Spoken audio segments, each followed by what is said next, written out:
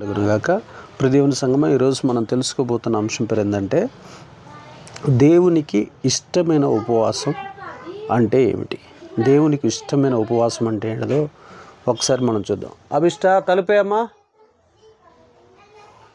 ఒకసారి చూద్దాం. ఇక్కడ చూడండి, ఇక్కడ ఉపవాసం ఉన్నప్పుడు మనం ఏం చేయాలి?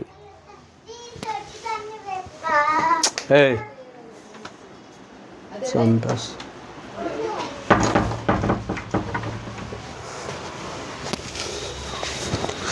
ఒకసారి మనం ఇక్కడ చూద్దాం. ప్రియదేవుని బిడ్డలారా, అక్కడ రాస్తున్నటువంటి మాటలు మనం పరిశీలన చూసినప్పుడు ఉపవాసం గురించి మనము ధ్యానిస్తూ ఉందాం. ఒకసారి ఉపవాసం ఉన్నప్పుడు మన పితరులు ఎలాగ ఉపవాసం ఉన్నారో మీకు తెలియజేస్తాను, చాలా జాగ్రత్తగా వినాలి. ఉపవాసం ఉన్నప్పుడు ఏం చేయాలో దానియేలు గ్రంథము 9వ అధ్యాయం 3వ వచనం. దానియేలు గ్రంథము 9వ అధ్యాయం 3వ వచనం. దానియేలు గ్రంథము 9వ అధ్యాయము 3వ వచనాన్ని ఒకసారి మనం ధ్యానిద్దాం. అంతటా నేను గోనె పట్ట కట్టుకొని ధూళి తలపైన వేసుకొని ఉపవాసం ఉండి ప్రార్థనా విజ్ఞాపనలు చేటికి ప్రభువగు దేవుని ఎదుట నా మనసును నిబ్బరము చేసుకుంటుని. చాలా జాగ్రత్తగా వినాలి. ఇక్కడ ఉపవాసం ఉన్నప్పుడు క్రైస్తవులు ఎలా ఉండాలో ఇక్కడ దానియేలు గారు మనకు నేర్పిస్తున్నారు. దానియేలు గారు నేర్పించేటటువంటి ఆ బోధన మనం చూస్తే, అంతటా అంటే నేను అనగా దానియేలు అనే నేను గోనె పట్ట కట్టుకొని ధూళి తలపైన వేసుకొని ఉపవాసం ఉండి ప్రార్థన విజ్ఞాపనలు చేయుటకై ప్రభువగు దేవుని ఎదుట నా మనసును నిబ్బరము చేసుకుంటుని.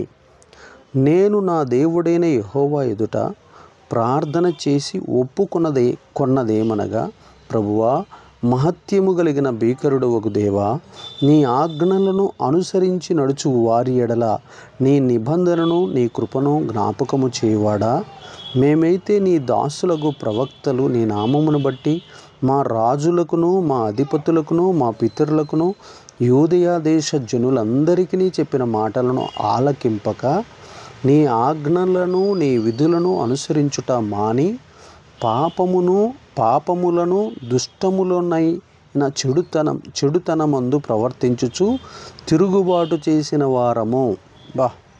అంత క్లియర్గా దానియేలు గారి ప్రార్థనలో ఉన్న మాధుర్యం ఉంటుందండి. అసలు గొడ్డలు తీసుకొని నరికినట్టే ఉంటుంది. అంత డెప్త్గా, అంత లోతుగా, అంత పర్ఫెక్ట్గా దేవుడితో మాట్లాడతాడు దానియేలు గారు. మనం దేవుడి ఎదుటికి వెళ్ళినప్పుడు ప్రార్థన చేసేటప్పుడు కూడా దొంగ ప్రార్థన చేస్తాం. మనం పాపాన్ని ఒప్పుకోవాల్సింది ఒప్పుకోకుండా ఏదేదో చేస్తూ ఉంటాం. దేవుణ్ణి కళ్ళు మూసి మనం ఒప్పుకోవాల్సింది ఒప్పుకోకుండా, మనం చెప్పాల్సింది చెప్పకుండా, మనం చెయ్యాల్సింది చేయకుండా దాన్ని వంకర త్రోవల్లోకి తీసుకెళ్తూ ఉంటాం. మనం ప్రార్థనని మనం చాలా మంచులమైనట్టు, అసలు మనం ఎక్కడ తప్పు చేయనట్టు, మొత్తం లోకమంతా మనల్ని పగబట్టినట్టు, మనం చేసే తప్పులను అసలు అవి తప్పులే కావన్నట్టు దేవునికి మనల్ని మనం అలాగా హీరోలాగా పరిచయం చేసుకోవటం, చాలా గొప్పోళ్ళలాగా ఇంట్రడ్యూస్ చేసుకోవటం, ఇదే మన జీవితంలో పెద్ద పని అయిపోయింది. వివాహాన్ని నిషేధించిన వాడు, అపరిశుద్ధమైన ఆహారాన్ని నిషేధించిన వాడు, దేవుని యొక్క ప్రజల కోసం వారిని ఆ చెరసాలలోంచి, ఆ చెరలో నుండి, ఆ కబంధ హస్తాల నుంచి 70 సంవత్సరాల దాకా వివాహాన్ని నిషేధించి ఏ అపవిత్రమైన ఆహారం ముట్టకుండా ఆ ప్రజలందరినీ తన రాజ్యం, తమ దేశం చేర్చేంత వరకు నిద్రాహారాలు మాని ప్రార్థన చేసేటటువంటి దానియేలు ఏమని ప్రార్థన చేస్తున్నాడు తెలుసా? మా రాజులకు, మా అధిపతులకును, మా ప్రజలకును, మా యాజకులకును నువ్వు మాకు ఇచ్చిన ఆజ్ఞలు మేము ఆలకింపక తప్పిపోయి ఉంటిమి, నీ మీద తిరుగుబాటు చేసి ఉంటిమి అని ప్రార్థన చేస్తున్నాడు. తన మనస్సును ప్రార్థన చేయటానికి దేవుని ఎదుట నిబ్బరం చేసుకున్నాడు. ఖచ్చితంగా నేను ఈ 40 రోజుల్లో నా పాపములన్నీ నేను కడుక్కోవాలి. ఖచ్చితంగా ఈ 40 రోజుల్లో నేను టీవీ చూడకూడదు. ఖచ్చితంగా ఈ 40 రోజుల్లో నేను సెల్ ఫోన్ మీద జయం పొందాలి. ఖచ్చితంగా ఈ 40 రోజుల్లో నేను తిండి పైన జయం పొందాలి. ఖచ్చితంగా ఈ 40 రోజుల్లో నేను శత్రువు పైన జయమును పొందాలి. ఖచ్చితంగా ఈ 40 రోజుల్లో నేను పాపం పైన జయం పొందాలి. ఖచ్చితంగా ఈ 40 రోజుల్లో నేను నా యొక్క నోటి బూతులపైన, నా యొక్క మోహపు చూపులపైన నేను జయం పొందాలి. ఇలాగ మనసును నిబ్బరం పరుచుకొని దేవుని ఎదుట కూర్చోవాలి ప్రార్థన చేయడానికి. ప్రార్థన విజ్ఞాపన, ప్రార్థన విజ్ఞాపన, ప్రార్థన విజ్ఞాపన. ప్రార్థన అంటే నీ కోసం నువ్వు చేసేది, విజ్ఞాపన అంటే ఇతరుల కోసం చేసేది. ఇతరుల కోసం నువ్వు ఎప్పుడైతే విజ్ఞాపనలు చేస్తావో ఆ విజ్ఞాపనలు దేవుడు ఆలకించునుగాక. ప్రభువా, ఇతరులు గృహం కట్టుకోవటానికి బాధపడుతున్నారు, ప్రభువా వారికి సంతానం లేదు, ప్రభువా వారికి సమాధానం లేదు, ప్రభువా వారు ఇదిగో ఇలాంటి లేమిలో ఉన్నారు, ఇలాంటి రోగంలో ఉన్నారు, ఇలాంటి అప్పులో ఉన్నారు, ఇలాంటి బాధలో ఉన్నారు, ఇలాంటి శ్రమలో ఉన్నారు, ఇలాంటి ఇరుకులో ఉన్నారు, ఇలాంటి ఇబ్బందిలో ఉన్నారు, ఇలాంటి శోధనలో ఉన్నారని ప్రార్థన నీకోసమైతే, ప్రభువా నేను కరువులో ఉన్నాను, ప్రభువా నేను లేమిలో ఉన్నాను, నేను దరిద్రతలో ఉన్నాను, నేను ఆత్మీయ హీన స్థితిలో ఉన్నాను, నన్ను ఒక ప్రత్యేకమైనటువంటి వ్యక్తిగా, ఒక మండుచూ ప్రకాశించే దీపంలాగా నన్ను మార్చయ్యా అని నీ కోసం ప్రార్థన, నీ ప్రజల కోసం విజ్ఞాపనం చేయాల్సిన భారం, బాధ్యత ఈ యొక్క లెంట్ డేస్లో మనం తప్పకుండా పాటించాలి. ఒకవేళ మనం అలా పాటించకపోతే నువ్వు ఉన్న ఉపవాసం సాతానికి ఉపవాసం ఉన్నట్టే, లేకపోతే లోకానికి ఉపవాసం ఉన్నట్టే, లేకపోతే పేరు కోసం నామకార్థానికి నువ్వు ఉపవాసం ఉన్నట్లే. నీ శరీరాన్ని ఉపేక్షించుకోవటాన్ని ఉపవాసం అంటారు, కానీ నేను ఉపవాసం ఉంటున్నానని ఫోటోల్లో పోజులు ఇవ్వటం కోసం నువ్వు ఉపవాసాలు ఉండకూడదు. నీ శరీరంలో ఇప్పుడు నేను 10 రోజులు 11 రోజులు అవుతుంది, సుమారు దగ్గర ఒక 6-7 కేజీలు తగ్గిపోయినా. ఎందుకయ్యా అంటే ఒక పూట అన్నంతో ముందుకు సాగుతున్నప్పుడు అసలు ఆ యొక్క లోపల ఉన్న నాడీ వ్యవస్థ, ఆ తర్వాత లోపల ఉన్నటువంటి ప్రతి విధమైనటువంటి శరీరము, రక్తము, మాంసకృతులు అన్నీ కూడా ఆకలికి అవి ఏమైపోతాయంటే కుచించుకొని పోతూ ఉంటాయి. ఆ టైంలో మనం దేవుడి దగ్గర కనిపెట్టాల్సిందే, ప్రభువా అని మనం మొర్ర పెట్టాలి. మన ఆకలి కోసం, మనకి ఆహారం కావాలని ఎలా అయితే పరితపిస్తుందో మన శరీరము, అలాగనే ప్రభువా నాకు విజయం కావాలి, ప్రభువా నాకు బలం కావాలి, ప్రభువా నాకు శక్తి కావాలి, ప్రభువా నాకు జ్ఞానం కావాలి, ప్రభువా నేను అనుకున్న పని కావాలి. ఈ లోకంలో నేను బాగా తిని నిద్రపోతే నాకు ఏ కార్యం జరగట్లా, నేను కట్టాలనుకున్న ఇల్లు కట్టలేకపోతున్నాను, చెయ్యాలనుకున్న పెళ్ళి చేయలేకపోతున్నాను, పొందాలనుకున్నటువంటి సంతానం పొందుకోలేకపోతున్నాను, తీర్చాలనుకుంటున్న అప్పు తీర్చలేకపోతున్నాను. ద్వారాలు తెరువయ్యా, నన్ను ఆశీర్వదించయ్యా, నన్ను అభిషేకించయ్యా, నన్ను నీ యొక్క నూతన ద్వారాలు తెరిచి నీ యొక్క మార్గాలు నాకు చూపించు, నీ దర్శనాలు నాకు రావాలి, నీ ప్రత్యక్షతలు నాకు కావాలి. ఇప్పుడు నేను ఉపవాసాలు ఉంటున్న దినాల్లో నేను జనరల్గా ఇలాగ కారులో ప్రయాణం చేసి వేరే మండలాలకి, జిల్లాలకి పోయి అట్లా వస్తూ ఉంటుంటే ఆ ప్రార్థనలో స్థుతి చెప్పుకుంటూ అట్లాగనే ఇంకా అలిసిపోయి అలాగ సీటు మీద ఇలా పడుకోగానే అలా కళ్ళు మూయటం ఆలస్యం దర్శనం ప్రభు చూపిస్తున్నాడు. ఎవరో ఒకళ్ళ గురించి, ఇదిగో నువ్వు మొన్న ప్రార్థన చేసావు కదా, ఇదిగో నువ్వు ఈ విషయంలో నాకు మొరపెట్టావు కదా, ఈ విషయానికి సంబంధించిన జవాబు ఇదిగో ఈ విషయం వాళ్ళకి ఫోన్ చేసి చెప్పు అని ప్రత్యక్షతలను, దర్శనాలు ఇస్తూనే ఉన్నాడు దేవత. కాబట్టి దానియేలులాగా మనం ప్రార్థన చేయటం నేర్చుకోవాలి. ఉపవాసాలు ఉన్నప్పుడు ప్రార్థన మానేసి 100కి 90% మంది ప్రార్థన మానేసి ఉపవాసాలు ఉంటారు. దానంత దౌర్భాగ్యం మరొకటి ఏది లేదు. ఉపవాస ప్రార్థన, ఉపవాసానికి పక్కన పదం ఉండాలి, ఉపవాస ప్రార్థన. ఉపవాస ప్రార్థన అంటే ఉపవాసం ఉండి ప్రార్థన చేయటం చాలా శ్రేష్టం అని అర్థం. కాబట్టి ఉపవాస ప్రార్థన అనేది చాలా గొప్ప విషయం. కాబట్టి మనం ఉపవాసంలో ఉన్నప్పుడు ఖచ్చితంగా ప్రార్థన చేయాలి. ఇక రెండో విషయాన్ని మనం చూద్దాం. ఇర్మియా గ్రంథం 36:6. ఇర్మియా గ్రంథము 36వ అధ్యాయము 6వ వచనం. ఇర్మియా గ్రంథము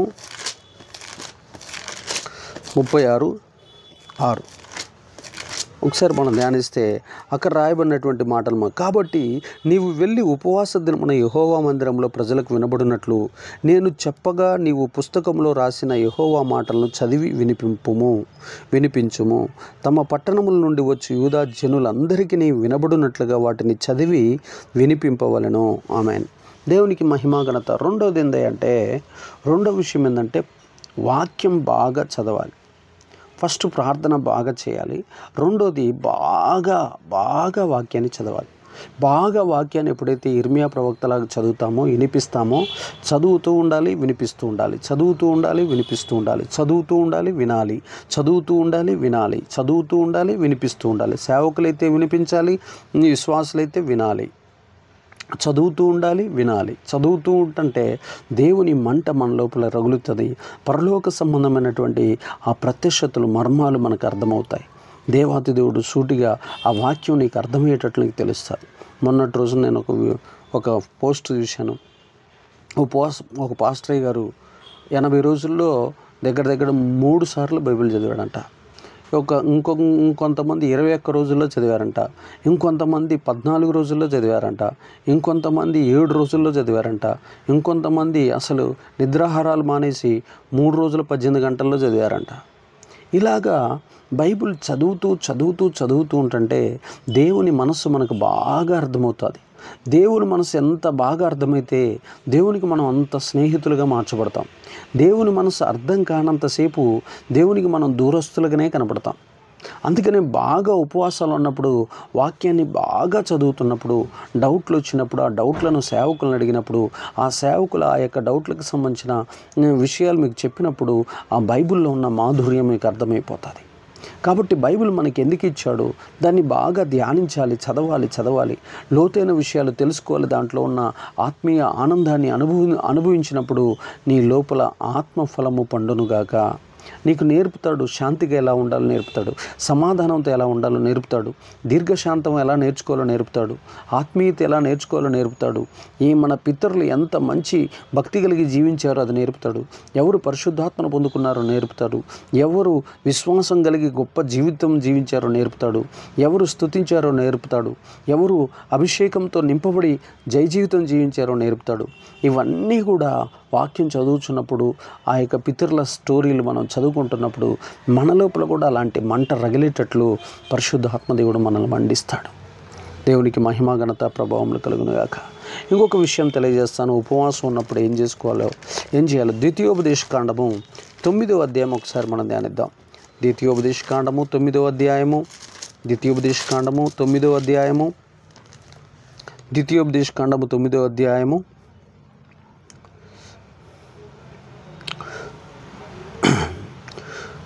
18వ వచనం.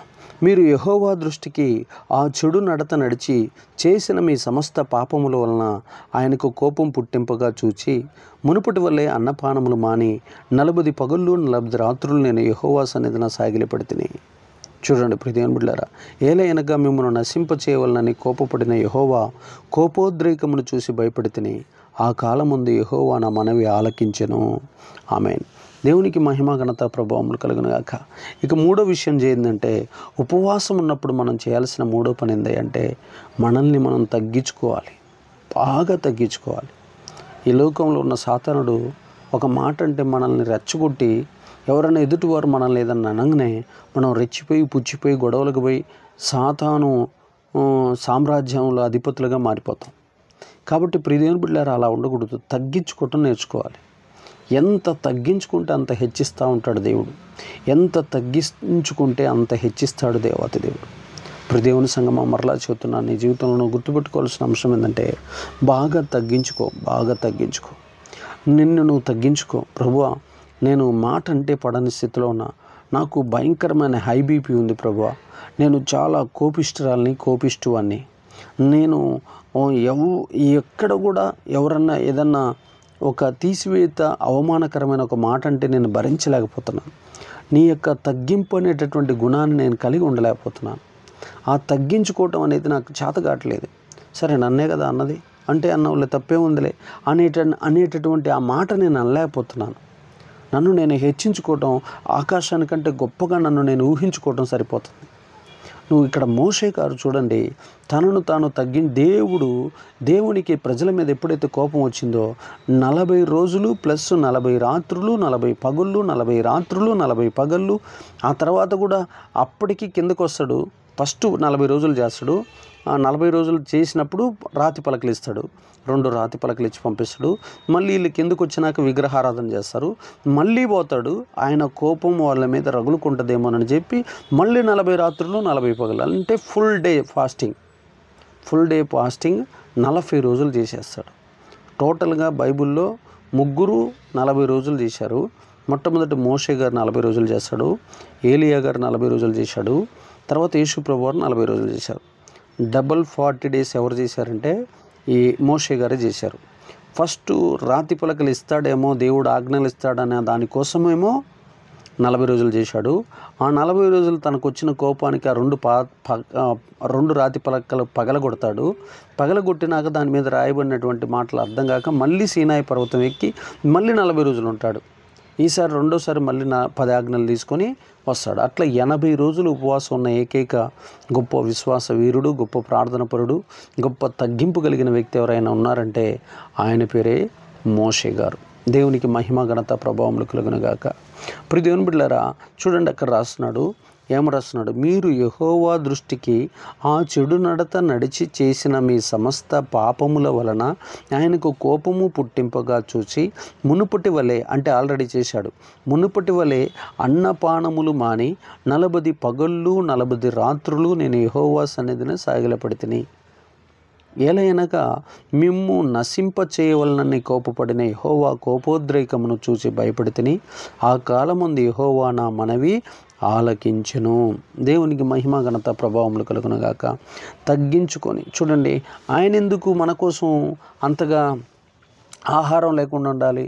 తగ్గించుకుని ఉంటే, ఒకవేళ నేను దీనుడినై ఉంటే, నేను గినక శరీరంలో ఆహారం లేకుండా గినక నేను ఉంటే, ఆహారం లేకుండా గినక ఉంటే, ఆ యొక్క ఆహారం లేకుండా నన్ను నేను తగ్గించుకొని నా బలములు కాకుండా, నా శక్తిని కాకుండా నేను పొట్ట చేత పట్టుకొని ఆకలితే మండుతూ ఉంటే నన్ను చూసేనా ఆ ప్రజల మీదకి వచ్చిన కోపం తగ్గించుకొని దేవుడు మళ్ళీ నాకు ఆ రాతి పలకలు ఇస్తాడేమోనని తనను తాను తగ్గించుకుంటున్నాడు. ఉపవాసం ఉండి తనను తాను నలగొట్టుకుంటున్నాడు.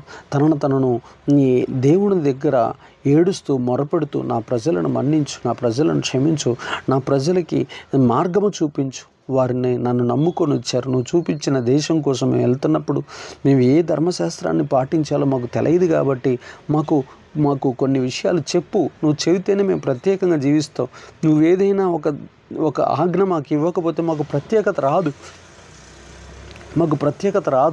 మేము ప్రత్యేకంగా జీవించలేము. ఆ ఆజ్ఞ మా లోపల ఉంటేనే మేము ప్రత్యేకంగా జీవిస్తాం. పొరుగువాని పూచిక పుల్లు ఆశించకూడదు, పొరుగువాని స్త్రీని నువ్వు ముట్టకూడదు, అలాగే నేను దొంగతనం చేయకూడదు, అబద్ధం ఆడకూడదు, నీ తల్లిని తండ్రిని సన్మానించము, వ్యభిచరించకూడదు. ఇలాంటి ఆజ్ఞలు మాకు వస్తే వాటన్నిటినీ నువ్వు ఏదైతే చెబుతావో దాన్ని మా జీవితంలో ధ్యేయంగా మార్చుకుంటాం, దాన్ని చంపేసుకుంటాం, దాన్ని నరికేసుకుంటాం, దాని దగ్గరికి వెళ్ళకుండా మేము దూరంగా ఉంటాం. ఎప్పుడైతే ఆజ్ఞను మేము రోజు ఆపోషణ బట్టి దాన్ని బాగా సాధన చేస్తామో ఆ రోజున అది ఆజ్ఞగా మాకు మారి అది మాకు ఆశీర్వాదకరమవుతుంది. నువ్వు ఏదైనా ఒకటి చెప్పు, నువ్వు ఒకటి చెబితే దాన్ని మేము పాటిస్తాం. ఎన్ని కష్టాలైనా, ఎన్ని శ్రమలైనా, ఎన్ని ఇరుకులైనా, ఎన్ని ఇబ్బందులైనా రాని ఆ ఆజ్ఞను మా జీవితంలో మేము పాటించేదాకా నిద్రపోము, దాన్ని మేము శిరస ఊహిస్తాము. దానికోసం మా ప్రాణాలైనా మా తలకాయలైనా తెగ నరికేసుకుంటాం. నీ ఆజ్ఞను మాత్రం మేము దాటం. ఇది మోషే యొక్క బర్నింగ్ డిజైర్. కాబట్టి ప్రియదేవుని బిడ్డలారా, ఆజ్ఞలు ఎందుకు అడుగుతున్నాడంటే, ఆజ్ఞ ఏమవుతుందంటే ఆ ఆజ్ఞ వస్తేనే ధర్మం ప్రత్యేకత వస్తుంది, మనకి ధర్మశాస్త్రం వస్తుంది. ఆ ధర్మశాస్త్రాన్ని పాటిస్తే దేవునికి ఇష్టలుగా మారిపోతాం. దేవుడు హృదయంలో ఉన్నటువంటి ప్రతి కోరికను మనం తీర్చిన వాళ్ళం అవుతాం కాబట్టి దేవునికి ప్రియులుగా మారిపోతాం. దేవునికి ప్రియమైన జనముగా, ఆయనకి ఇష్టమైన స్వాస్థ్యంగా మారిపోతాం. లోకంలో వాళ్ళకి ఆజ్ఞలు లేవు కాబట్టి ఇచ్చలవిడిగా జీవిస్తారు కాబట్టి వారిని చూసినప్పుడు దేవుడికి కోపం వస్తుంది కాబట్టి వారిని ఎక్కడ పడితే అక్కడ చంపేస్తాడు. సునామీల్లో చంపేస్తాడు, వరదల్లో చంపేస్తాడు, భూకంపాల్లో చంపేస్తాడు, ప్రమాదాల్లో చంపేస్తాడు. వాళ్ళు పాపాలు చేస్తూ దేవుని ఆజ్ఞలు పాటించకుండా విచ్చలవిడిగా వారు స్వచిత్తానుసారంగా జీవిస్తున్నారు కాబట్టి వారిని ఎక్కడ దొరికితే అక్కడ చంపేస్తాడు. ప్రభువా, మేము చావు నుండి తప్పించబడాలంటే నీ ధర్మశాస్త్రాన్ని మేము ఆపోషణ పడతాం, నువ్వు మాకు ఆజ్ఞలు ఇవ్వు అని అడుగుతున్నాడు మోషే గారు. దేవునికి మహిమ ఘనత. తగ్గించుకొని అడిగితే పరలోకంలో ఉన్న దేవాతి దేవుడు నువ్వు ఏది అడిగితే అది నీకు చెప్తాడు. నీకు ఏ రహస్యం కావాలంటే ఆ రహస్యం చెబుతాడు. దేవునికి మహిమ ఘనత. ప్రభు, అన్నపానములు మానేసి కొంతమంది అతి పరిశుద్ధులు ఉంటారు. ఒక్కోసారి నాకు భలే పిచ్చి కోపం వస్తుంది. ఎందుకు వస్తుందంటే దాని ఆంతర్యం కూడా చెబుతాను మీకు. కొంతమంది ఎప్పుడు పరిశుద్ధంగా ఉండండి, స్నానం చేసినవా, చేతులు కడుక్కున్నావా, కాళ్ళు కడుక్కున్నావా, ముఖం కడుక్కున్నావా అని అంటే అతి పరిశుద్ధుల గురించి నేను అంటలేదండి. అతి పరిశుద్ధులు ఇంకా లేస్తే ఇంక అదే ఇలా అతి పరిశుద్ధతతోటి మనుషుల్ని చిన్నాభిన్నం చేస్తూ ఉంటారు. ఇట్లనే బాగా కోపపడుతున్నటువంటి ఒక సిస్టర్ నేను అడిగాను, సిస్టర్, అతి పరిశుద్ధత కోసం పిల్లల్ని చీల్చి చెండాడుతున్నావు, నిన్న ఒక ప్రశ్న అడుగుతా, సమాధానం చెప్పు. మోషే 40 రాత్రులు 40 రోజులు 40 రాత్రులు 40 పగళ్ళు దేవుని సన్నిధిలో ఉపవాసం ఉన్నాడు కదా, ఆయన స్నానం చేశాడా? ఆయన బాత్రూమ్కి వెళ్ళాడా? ఆయన బట్ట కట్టాడా? అని అడిగిన దానికి ఆన్సర్ లేదు అక్కడ. ప్రజలను బిడ్డలారా, అంత ఓవర్ యాక్షన్ అవసరంలా, నార్మల్ పరిశుద్ధత చాలు. మరీ అతి పరిశుద్ధతలోకి వెళ్ళి మనుషుల్ని పిల్లల్ని చంపుకునే అంత దుర్మార్గులు కాకూడదు. కొంతమంది ఊడుస్తూ ఉంటారండి, ఇల్లు 1కి 10 సార్లు ఊడుస్తూ ఉంటారు. ఇంకోళ్ళకి పని లేదు ఇంట్లో ఒక పని బాధ్యత ఏది లేదు కాబట్టి ఇంకా ఇంటిని అదే ఊడవటం చంపుతూ ఉంటారు. అంటే అదొక్కటే నేర్చుకుంటారు వాళ్ళు. ఒక టైపింగ్ నేర్చుకోరు, ఒక పుస్తకాలు చదవటం నేర్చుకోరు, ఒక ఉద్యోగం చేయటం నేర్చుకోరు, ఒక వ్యాపారం చేయటం నేర్చుకోరు, ఒక పొలం పని చేయటం నేర్చుకోరు. వాళ్ళకి వచ్చింది ఇంక అదే. దాంతో ఇంక నాకు రానే వచ్చింది అతి పరిశుద్ధమైన విద్య అని చెప్పి ఇంకా దాంతో ముసలోళ్ళు తిరిగిన వాళ్ళని బతకనీరు, వయసులో వచ్చిన చిన్నపిల్లలు ఆడుకోనీరు, చిన్నపిల్లల వయసులో ఆడుకునే వయసులో ఆడుకోనీరు, పెద్దోళ్ళని అరే ఇక్కడ సమాధానం పరిశుద్ధంగా ఉంది కూర్చుందామని అంటే అక్కడికి వచ్చి కూర్చొనీరు. భక్తిలోకి రాని జనం ఒకటైతే వచ్చి అతి గర్వంతో జీవించే జనం ఇంకొంతమంది. ఈ రానోళ్ళనన్నా కొంచెం తిట్టో తన్నో గుద్దో తీసుకురావచ్చు, కానీ వచ్చిన వాళ్ళని అస్సలు మార్చలేం. ఇంకా అతి పరిశుద్ధతలోకి పోయినాక ఇంకా వాళ్ళకి మించిన గర్వం ఇక ప్రపంచంలో ఎవరికి ఉండదు. అది తగ్గిపోనుగాక. 4వ విషయం చెబుతాను చూడండి ప్రియదేవులారా. మత్తయి సువార్త 6:16 లెంట్ డేస్ ఎలా ఉండాలో చెప్తాను. మత్తయి సువార్త 6:16-18. మత్తయి సువార్త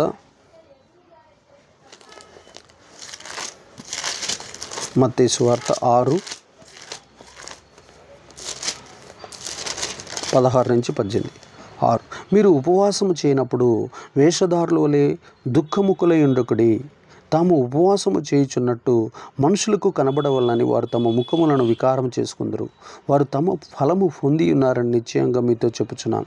ఉపవాసము చేయుచున్నట్లు మనుషులకు కనబడవలనని కాక రహస్యమందున నీ తండ్రికే కనబడవలనని నీవు ఉపవాసము చేయనప్పుడు నీ తల అంటుకొని నీ ముఖమును కడుక్కునము. అప్పుడు రహస్యమందు చూచుచున్న నీ తండ్రి నీకు ప్రతిఫలం ఇచ్చును. ఈ ఉపవాసం ఎలా చేయాలంటే రహస్యంగా ఏకాంతంగా దేవుడికి కనబడేటట్లు చేయాలి. ప్రార్థన గురించి నేను ఇక్కడ చెప్పట్లేదు, కానీ తలుపు వేసుకొని ఏకాంతంగా దేవుడితో గడపాలి. ఒక గదిని తీసుకొని ఆ గదిని మొత్తం శుభ్రపరచుకొని ఆ గదిలో కూర్చొని దేవునితో గడపడం నేర్చుకోవాలి. ఆ తలుపు తీయకుండా దేవుని దగ్గరే దేవుని సముఖంలో కూర్చొని ఆయనతో ఏకాంతంగా గడపడం నేర్చుకోవాలి. ఉపవాస ప్రార్థనలో ఉన్న 4వ రహస్యం. ఎప్పుడైతే నువ్వు తలుపు వేస్తావో తలుపు వేసినప్పుడు నీతో దేవుడు సహవాసం చేయటం మొదలు పెడతాడు. అంటే నువ్వు లోక స్నేహాన్ని కోరుకోవట్లేదు, టీవీల స్నేహాన్ని కోరుకోవట్లేదు, నువ్వు సెల్ ఫోన్ స్నేహాన్ని కోరుకోవట్లేదు, స్నేహితుల స్నేహాన్ని కోరుకోవట్లేదు, బంధుమిత్రుల స్నేహాన్ని కోరుకోవట్లేదు. నువ్వు దేవుడితో స్నేహాన్ని కోరుకుంటున్నావు కాబట్టి ఆ ఏకాంత స్నేహాన్ని దేవుడు కోరుకుంటున్నాడు. ఏకాంతంగా గడపటం, ప్రభువుకు తలుపు వేసుకొని తండ్రితో పరిశుద్ధాత్మతో కుమారుడైన దేవునితో మాట్లాడుతూ ఉంటుంటే ఆ ఆనందాన్ని 10 కోట్లు ఇచ్చినా కానీ నువ్వు తీర్చలేవు. అంత గొప్ప ఆత్మీయ ఆనందం గుండెల్లో మండుతూ ఉంటుంది. ఆయనతో గడపటం నేర్చుకోవాలి బాగా. వ్యక్తిగతంగా ఆయనతో సన్నిహిత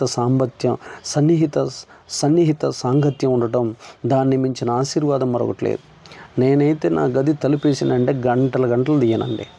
నా జీవితంలో ఏదైనా రహస్యం ఉందంటే ఇదే. తలుపేసి కూర్చున్నానంటే ప్రార్థనలో కానీ పాటలు నేర్చుకోవటంలో కానీ, పాటలు తలుపేసుకొని 10 పాటలైనా వింటూ ఉంటాను, పాడుతూ ఉంటాను. తర్వాత పుస్తకాలు రాయటం కానీ, దేవునికి సంబంధించిన స్తుతులు చెప్పటం కానీ, విజ్ఞాపనలు చేయటం కానీ, తలుపేసుకొని బయటికి వచ్చినామంటే బగ్గ మండుతాం. అగ్ని జ్వాలలాగే మండుతాం. ఏకాంతంగా దేవునితో గడిపితే ఆ మాధుర్యం ముందు ఏ దెయ్యాలు, ఏ మంత్రాలు, ఏ చీకటి శక్తులు, ఏ అప్పులు, ఏ దరిద్ర దూతలు అక్కడ నిలవలేవు. కాబట్టి ఏకాంత సహవాసం చాలా. ఈ 40 రోజులు కూర్చొని ఏకాంతంగా ప్రభువుతో మాత్రమే గడపాలి. చాలామందికి ప్రభు పరలోకంలో ఉన్నాడు అనుకుంటా ఉంటారు. ప్రభు పరలోకంలో కాదు, నీ ఎదురుగానే కూర్చొని ఉన్నాడు, నీ దగ్గరే ఉన్నాడు. ఆయన నీ ఎదురుగానే కుర్చీలో కూర్చొని నీతో మాట్లాడుతున్నాడని గినక నువ్వు కూర్చొని గినక నీ మనసంతా విప్పి గినక ఆయనతో మాట్లాడితే నీ జన్మ ధన్యమైపోద్ది. నేను చెప్పిన ఈ సీక్రెట్ ఫాలో అయ్యి నువ్వు ఆ కుర్చీలో యేసయ్య ఉన్నాడని చెప్పి బాగా నీకు సంబంధించిన విషయాలన్నీ చెప్పు. ఓ 10 రోజులు తర్వాత ఓపిక పట్టి తర్వాత తిరిగి చూడు. నువ్వు ఏదైతే ప్రార్థనలో చెప్పావో దాని జవాబు నీ కళ్ళతో నువ్వు చూస్తావు. దాని జవాబు ఇక్కడ నా ఎదురుగానే ఉన్నాడు ప్రభు అని మనస్సులో ఉన్నది మొత్తం కక్కిపడి చెప్తా ఉండు. బాగా చెప్పు చెప్పు చెప్పు, ప్రభు ఈ బాధ ఉంది, ఈ బాధ ఉంది, ఈ బాధ ఉంది, ఈ బాధ ఉంది, దానికి ఆన్సర్లు వస్తాయి చూసుకో. నాకు ఇవరా వీళ్ళు అడ్డం వస్తారు, ఇక్కడ ఇది ఉంది, నాకు అక్కడ ఉంది, ఇది ఉంది, ఇది ఉంది అని చెప్పుకుంటూ వెళ్ళిపో. నువ్వు ఏదైతే పెదవులతో చెప్పావో దాన్ని ఎదురుగా ఉన్న ప్రభు విని నీకు ఆన్సర్ రహస్యమందున్నటువంటి దేవుడు నీకు జవాబు ఇచ్చిన గాక, ప్రతిఫలం ఇచ్చిన గాక. ఏకాంతంగా గడపడం బాగా నేర్చుకో. అపోస్తల కార్యంలో 13:2, అపోస్తల కార్యంలో 13:2, 5వ పాయింట్ చెప్తాను. అపోస్తల కార్యంలో 13:2, అపోస్తల కార్యంలో 13. వారు ప్రభువును సేవించుచు ఉపవాసము చేయుచుండగా పరిశుద్ధాత్మనైన బర్నబాను సౌలును పిలిచిన పని కొరకు వారిని నాకు ప్రత్యేకపరచుడని వారితో చెప్పాను.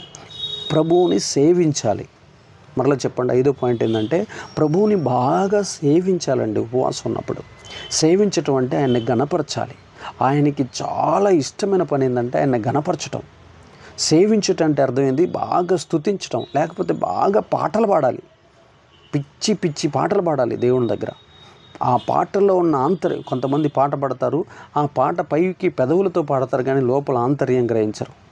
పాట పాడతంటే ఆయన గణపరుస్తుంటే సుగుణాల సంపన్నుడా స్తుతిగానాల వారసుడా ఇలా పైకి పాడటం కాక సుగుణాలు కలిగిన సంపన్నుడిని, స్తుతి గానాల వారసుడిని, అలాగా ఒక్కొక్క పదంలో ఉన్నటువంటి ఆ రచయిత రాసినటువంటి ఆ రచనలో ఉన్నటువంటి ఆ డెప్త్ని కనుక నువ్వు గ్రహిస్తే ఆ పాట నువ్వు జీవితంలో మర్చిపోలేవు. దాన్ని ఏమంటారో తెలుసా? ప్రభువుని సేవించుట అంటారు. అక్కడ అపోస్తల కార్యంలో చాలామంది ప్రవక్తలు, 1వ వచనం చదవండి మీకు అర్థమవుతుంది. అంతియోకియాలోనున్న సంఘంలో బర్నబా, నిగరేన్ అనబడిన సుమియోను, కురోనీయుడైన లూకియా, చతుర్థాధిపతి అయిన హేరోదుతో కూడా పెంచబడిన మనయేను, సౌలు అను ప్రవక్తలను బోధకులను ఉండిరి. మొత్తం 5 ప్రవక్తలు ఉన్నారు అక్కడ. ఈ 5 ప్రవక్తలు వారు ప్రభువును సేవించుచు ఉపవాసము చేయుచుండగా పరిశుద్ధాత్మ, వాళ్ళు సేవిస్తూ ఉన్నారు, పాటలు పాడుతూ ఉన్నారు, సేవిస్తూ కనపరుస్తుంది. మీరు చూడండి, సేవించటం అంటే రాజుగారు ఒక సభలోకి ఎంటర్ అవుతాడు. ఎంటర్ కాగానే రాజుగారు ఏమంటారంటే రాజాది రాజా మార్తాండ, రాజులకే రాజా, భూపతులకే అధిపతి అని అట్ట పొగుడుతూ ఉంటారు. దాన్ని ఏమంటారంటే సేవించుట. ఆయన అలా సేవించకపోతే ఆయన చాలా ఫీల్ అవుతాడు. మనం కూడా ఏం చేయాలంటే ఘనపరచాలి ఆయన్ని. ప్రభువా, నువ్వు ఆకాశాన్ని నీ జానతో కొలుస్తూ ఉంటావు కదా, నువ్వు పర్వతాలను నీ చేతులతో పునాదులు వేసినావు అంట కదా, మేఘమండలానికి నీ యొక్క అంగవస్త్రముగా చుట్టి ఉంటావు కదా. ఇలాగా ఆ యొక్క పదాలలో ఉన్న డెప్త్నెస్ మనకు గనక అర్థమైతే నువ్వు దేవుణ్ణి సేవించటం నేర్చుకుంటావు. దేవుణ్ణి సేవించినప్పుడు పరలోకం నుంచి పరిశుద్ధాత్మదేవుడు కిందకి దిగివచ్చి అక్కడ నీకేం జరగాలో ఆ విషయాలన్నీ నీకు తెలియజేస్తూ ఉంటాడు. భవిష్యత్తులో నువ్వు ఎవరు సేవకులు అవుతారు, ఎవరు గొప్ప వాళ్ళు అవుతారు, ఎవరు దేవుడు ఏర్పాటు చేయబడ్డారో, దేవుడి చేత ఏర్పాటు చేయబడ్డారో ఆ విషయాలు, ఆ మర్మాలన్నీ నీకు అర్థమవుతాయి. ఇక 6వ విషయాన్ని మనం చూద్దాం. ప్రియదేవుని బిడ్డలారా, లూకాసు వార్త 2:37. లూకాసు వార్త 2:37 చూస్తే లూకాసు వార్త 2:37 ఒకసారి మనం చూద్దాం. 2:37. 84 సంవత్సరములు ఎదురాలయుండి దేవాలయమును విడువక ఉపవాస ప్రార్థనలతో రేంబోవులు సేవ చేయుచుండెను. చూడండి, ఈమె పేరు హన్నా ప్రవక్తని. ఈమె ఏం చేస్తుందో తెలుసా? 84 సంవత్సరాల వయసు. దేవాలయమును విడువక, 6వ పాయింట్ మనం తెలుసుకుంటుంది, దేవాలయమును విడువక ఉపవాస ప్రార్థనలు చేస్తుంది. ఈ 40 రోజుల్లో మనం దేవాలయాన్ని విడిచిపెట్టకూడదు. మన ఇంటికన్నా మనం పరలోకం చేర్చబడే మన గృహం మన ముఖ్యం. మన ఇల్లు ఇవాళ ఉంటుంది, రేపొద్దున సునామీలో పోతుంది. కానీ మన పేరు ఏ దేవాలయంలో నుంచి అయితే మన పేరు జీవగ్రంథంలో రాయబడిందో ఆ యొక్క దేవాలయమే మనకు ఆలయంగా మార్చుకోవాలి, మన గృహంగా మార్చుకోవాలి. ఆ దేవాలయ స్తంభాలను మనం విడిచిపెట్టకూడదు. హన్న స్తంభాన్ని పట్టుకొని ఆమె ఏడుస్తూ మొర్రపెట్టి తన హృదయాన్ని కొండవలె కుమ్మరించినప్పుడు ఏలీ చూసి, ఏంది మద్యం దాగొచ్చినవా అని అడిగి ఆమెను తిట్టుతాడు. ఆమెని దుర్భాషలాడినప్పుడు, ఆమెను గద్దించినప్పుడు, లేదు నా ఏలినవాడా, నా యొక్క ఆత్మను దేవుని సన్నిధిలో కుండవలే కుమ్మరిస్తున్నానని చెప్పింది. కన్నీటి ప్రార్థన చాలా ముఖ్యం. కన్నీరు రాకుండా ఉపవాసాలు ఉంటారు కొంతమంది. వాళ్ళు గుండెకాయలు కఠినమైన పాషాణంలాగా మారిపోయినాయి. కన్నీళ్లు రాని క్రైస్తవుడు ఎప్పటికీ మారలేడు, మారుమనసు పొందలేడు, బాప్తిసం తీసుకోలేడు, పరలోకాన్ని స్వాధీనం చేసుకోలేడు. కన్నీరు ఎవరికైతే వారి పరిస్థితులను చూసినప్పుడు వస్తాయో వారు ఖచ్చితంగా కార్యాలను చూస్తారు, పరిస్థితులను మారుస్తారు. దేవునికి మహిమ ఘనత ప్రభావం. 84 సంవత్సరాలు విడవక ఉపవాసాలు ఉంటుంది. ఎవరి కోసం? రక్షకుడు పుట్టాలి, భూమి మీదకి రావాలి. దేవాతి దేవుడు, ఆత్మస్వరూపుడైన దేవుడు మానవుడి రూపంలో రక్తమాంసాలు ధరించుకొని భూమి మీదకి వచ్చి నా జాతి వారిని రక్షించాలి. నా జాతి వారందరూ నరకానికి వెళ్ళిపోతున్నారు, ఆ నరకానికి దేవుని ఆజ్ఞలు పాటించలేక పడిపోతున్నారు. అలాంటిటువంటి రక్షకుడు, లోకరక్షకుడు భూమి మీదకి వస్తే నా జాతి మొత్తం ఆయన్ని చూస్తే, ఆయన అడుగుజాడల్లో నడిస్తే ప్రతి ఒక్కరూ పరలోకాన్ని స్వాధీనపరుచుకుంటారనే తాపత్రయంతో 84 సంవత్సరాలు దేవాలయమును విడువక ఉపవాసాలు ఉంటున్నట్టు మనం చూసాం. చూడండి ప్రియమైన బిడ్డలారా, ఆ భక్తి గినుక మనకు రావాలి. అసలు చరిత్రలో నీ పేరు గన్ గన్ గన్ గన్ గంటలు మోగిపోతుంది. ప్రపంచవ్యాప్తంగా నీ పేరు ప్రపంచం మొత్తం నీకెళ్ళి చూసేటట్టు దేవుడు చేస్తాడు. అలా గినక మందిరాన్ని ఎడవకుండా ఆ మందిరంలోనే చాపలేస్తూ, ఆ మందిరాన్ని ఊడుస్తూ, ఆ మందిరంలోనే కూర్చొని, ఆ మందిరంలోనే ఉపవాసం ఉంటూ, ఆ మందిరంలోనే మొర్ర పెడితే నీ ఇంటి మీద ఉన్న దయ్యాలు, దురాత్మలు, అప్పులు, మాంత్రికులు, శత్రువులు, సాతాను శక్తులు, తరతరాల నుండి ఉన్న శాపాలు, ఎన్నో సంవత్సరాల నుండి నిన్ను పట్టి పిడుస్తున్న నిరుద్యోగము, లేమి, దరిద్రము అన్నీ కొట్టుకొని ఊడ్చుకొని పోతాయి పాతాళంలోకి. మొత్తం పాతాళంలోకి వెళ్తాయి. నన్ను గినక పాషగారు మీరు దెయ్యాలు ఎక్కడ బంధిస్తారండి అని నన్ను అడగండి. నేను ఇప్పుడు 9-10 వేల దెయ్యాలు వెళ్ళగొట్టుంటాను. వాటన్నిటినీ పాతాళంలో తొక్కిపట్టి నారదీస్తా. వెళ్ళిపో సాతాన, వెళ్ళిపో పాతాళంలోకి వెళ్ళిపో అంట. అక్కడే బంధిస్తా. ఏ శ్మశానంలోనో, ఏ ఊరు చివరో వాటిని బంధియను నేను.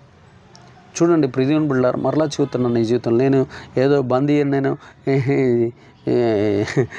డ్రామా డైలాగులు అనుకుంటారు. నేను ఎల్లగొట్టేది రియల్గా ఒరిజినల్ దెయ్యాలండి. మీరు కావాలంటే ఉప్పులకు వచ్చి తేజోమయ పాస్టర్ చరిత్రను అడగండి, చూద్దారు మీకు. దేవునికి మహిమ ఘనత ప్రభావం కలిగిన యొక్క ప్రియమైన బిడ్డలారా, ఇక్కడ రాస్తున్నటువంటి మాట 84 సంవత్సరాలు దేవాలయాన్ని విడవకుండా ప్రార్థన, ఉపవాస ప్రార్థన చేసింది. ఉపవాస ప్రార్థన వేరు, ఉపవాస ప్రార్థన. ఫుల్గా తిని నిద్రపోవటం వేరు. ఉపవాసంతో కట్టె కాలేదాకా అయ్యా అయ్యా అయ్యా జాతిని రక్షించయ్యా, జాతిని రక్షించయ్యా, జాతిని విడిపించయ్యా, జాతిని కాపాడయ్యా అని అడగటం వేడు. తర్వాత ప్రియమైన బిడ్డలారా, మళ్ళీ ఒక మాట చెప్తాను. నెహెమ్యా గ్రంథము 9:13 ఒకసారి చూద్దాం. నెహెమ్యా గ్రంథము 9:13 కొన్ని విషయాలు చెప్పి ముగిస్తాను. నెహెమ్యా గ్రంథము 9:13